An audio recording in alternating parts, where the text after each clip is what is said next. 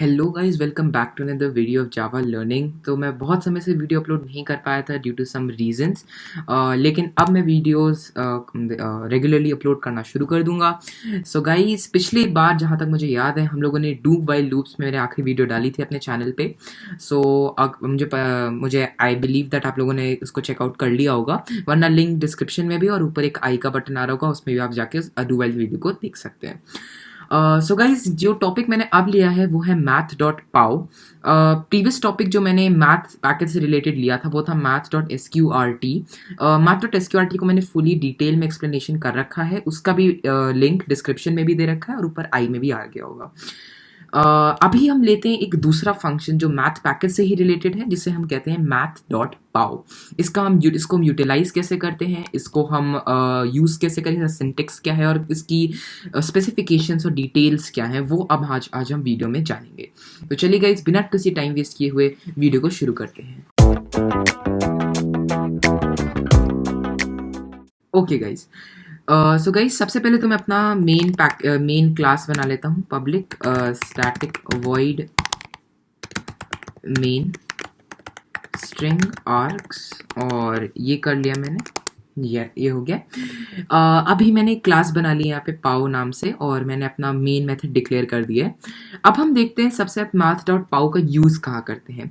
For example, जैसे मैं variable ले लेता हूँ यहाँ पे, मान लीजिए a, और इसके अंदर मुझे 2 का क्यूब स्टोर करना है।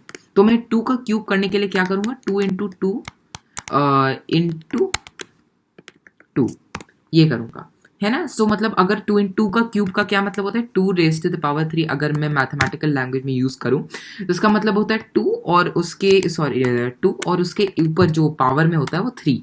और इसको अगर हम मैथमेटिकली इलेबोरेट करें तो उसका मतलब होता है 2 इंटू 2 इंटू 2, यही मतलब होता है। अब लेकिन जब कंप्यूटर में ये बात आती है तो हमारे पास इसका मतलब किसी भी नंबर को किसी चीज़ से पावर, मतलब टू द पावर, लेकिन 2 टू द पावर 3, ये करने के हम पे 2 तरीके होते हैं। पहला तरीका मैंने आपके सामने यहाँ बता दिया है आपको, कि किस नंबर को जैसे 2 क्यूब लिखना है तो आप 2 इंटू 2 इंटू 2 लिख सकते हैं। अगर 2 रेज़ टू द पावर 5 लिखना है तो 2 को 5 बार लिखेंगे, ऐसे 5 मतलब 5 बार आप इसी चीज़ को बार बार करेंगे। तो मतलब जैसे 5 बार लिखा है 2 to the power 5, 2 to the power 10, 2 to the power 11, मतलब जितने बार करना है आप उसको उतनी बार इंटू 2 करके लिख सकते हैं।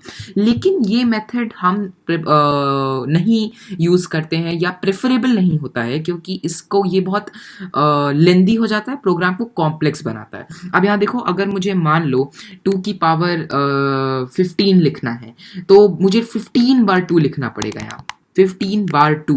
तो आप सोच सकते हो कितना टिडियस काम होगा ये करना। तो उससे अच्छा काम ये होता है कि जैसे मैं एक सिंपल एग्जांपल फिर से लेता हूँ, 2 का क्यूब। तो 2 के क्यूब को ही हम एक और तरीके से लिख सकते हैं मैथ क्लास की यूज़ करते हुए। सो मैं जैसे लिखूँ यहाँ int B is equal to, तो अब हम मैथ क्लास यूज़ करते हैं जो है पाओ। यहाँ हम लिखते हैं कैपिटल MATH, जो हम नॉर्मल मैथ जब लिखते थे, मैथ SQRT यूज़ करते थे तो math.sqrt लिखते थे विद कैपिटल M। तो math.pau यूज़ करते भी हम कैपिटल M मैथ और .pau लिखेंगे, जो बहुत सिंपल चीज़ है, क्योंकि SQRT में हम लोग math.sqrt लिखा था, math.pau में हम लोगों ने .pau लिख दिया। फिर हम ब्रैकेट ओपन करते हैं जैसे हम SQRT में करते थे। फ़र्क क्या पड़ता है कि जो math.sqrt था वो आपको ज़रूरी नहीं है कि डबल ही वैल्यू रिटर्न करे। अगर वो डबल वैल्यू रिटर्न कर भी रहा है देन दैट्स ओके, लेकिन पाओ में ये कंपलसरी हो जाता है कि आप जो वैल्यू में इसका आंसर स्टोर कर रहे हो ये डबल होना चाहिए। मुझे जहाँ तक याद है कि SQRT में भी डबल में ही स्टोर होता था, अगर आप इंट लिखते तो एरर दिखाता था। तो math.pau के में जहाँ तक यहाँ पे इंट लगा था तो वो गलत था, हमको डबल ही लिखना होता है। वैल्यू हमेशा पाओ की डबल में ही स्टोर होती है। तो अब हम इसको करेंगे कैसे, जो अब हमारा मेन एम क्या है, हमको लिखना है 2 क्यूब। ठीक है, तो 2 क्यूब कैसे लिखेंगे, हम सबसे पहले बेस लिखते हैं। अगर हम इसको मैथमेटिकली देखें तो 2 रेज़ टू द पावर 3 यही होता है। तो इस जगह हमारा बेस क्या है, 2। तो इस सबसे पहले हम लिखते हैं 2। उसके बाद फिर हमारा जो अगला व्हाट इज कॉल्ड जो इंडेक्स है, जो पावर है, वो क्या है, 3। तो हम इसके आगे कॉमा लगाते हैं और लिखते हैं 3, और ब्रैकेट क्लोज करते हैं और एक सेमीकोलन लगा देते हैं। अब हम दोनों की ही आंसर हम प्रिंट करके देखते हैं और इसको लिख देंगे हम यहाँ पे विदाउट यूजिंग math.pow, और इसमें हम यहाँ पे इसका आंसर लिखते हैं ए, और फिर यहाँ से हम यहाँ पे system dot out print n के जरिए लिख देते हैं विद यूजिंग math.pow।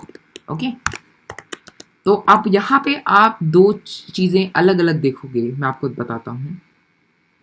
तो यहाँ प्रोग्राम बिल्ड हो गया और ये आ गए। अब यहाँ पे फ़र्क क्या पड़ा है, जब मैंने नॉर्मल इसको मैं थोड़ा नीचे कर देता हूँ, जब मैंने नॉर्मल खाली 2 इंटू 2 इंटू 2 लिखा था, तब हमारा जो आंसर आया था वो था 8। लेकिन जब हमने math.pow का यूज़ किया तो हमारा जो आंसर आया वो था 8.0। इससे क्या पता चलता है कि math.pow की सारी वैल्यू हमेशा डबल में स्टोर होंगी, इंट में नहीं। तो यहाँ कभी भी आप इस वेरिएबल को इंट में नहीं लिखेंगे, हमेशा इसको डबल में रखते हैं, तभी ये स्टेटमेंट सही होगा, वरना आपको एक सिंटेक्स एरर दिखाएगा जिसे करेक्ट करना पड़ेगा। ओके, सो math.pow का यही सीन होता है। आप नेगेटिव नंबर्स को भी ले सकते हैं, अगर मैं यहाँ -2 लिख दूँ तो यहाँ पे वो भी आ जाते हैं, उसमें कोई दिक्कत नहीं होता है। तो यहाँ आप देख सकते हैं -8.0 दिखा रहा है। अगर मैं यहाँ पे यहाँ पे 2 लिख दूँ और इसको कर यहाँ पे चलाऊँ और देखो,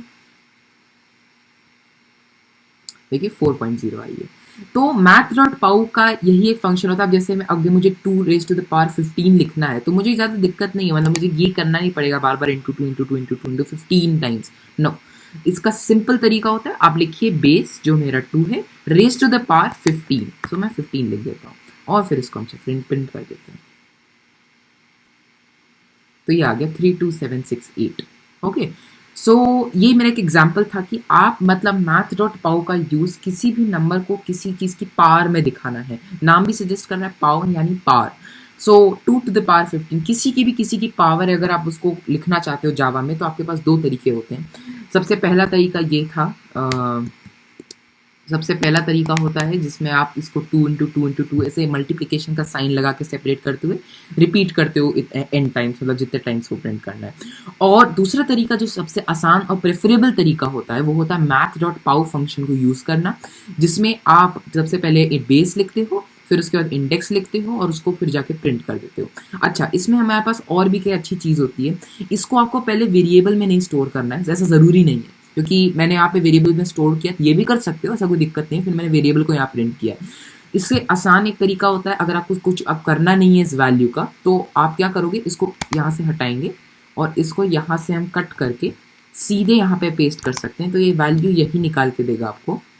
और सेमीकोलन हटा देते हैं, ब्रैकेट रखना होता है क्योंकि ये एक पैरेंथेसिस इसके लिए ही बना है, आप इसको स्ट्रिंग के पैरेंथेसिस से कंपेयर नहीं कर सकते। तो इसको मैं हटा देता हूँ।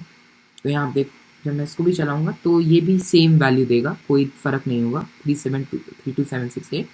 तो ये भी सेम वैल्यू देगा, आप उसको डायरेक्टली SOPLN स्टेटमेंट में भी डाल के प्रिंट कर सकते हो। सो गाइज, ये होगी हमारी math.pow की पूरी डिटेल एक्सप्लेनेशन। अगर आपको वीडियो अच्छी लगी हो तो प्लीज़ लाइक करिए, सब्सक्राइब करिए, शेयर करिए, एंड थैंक्स फॉर वॉचिंग।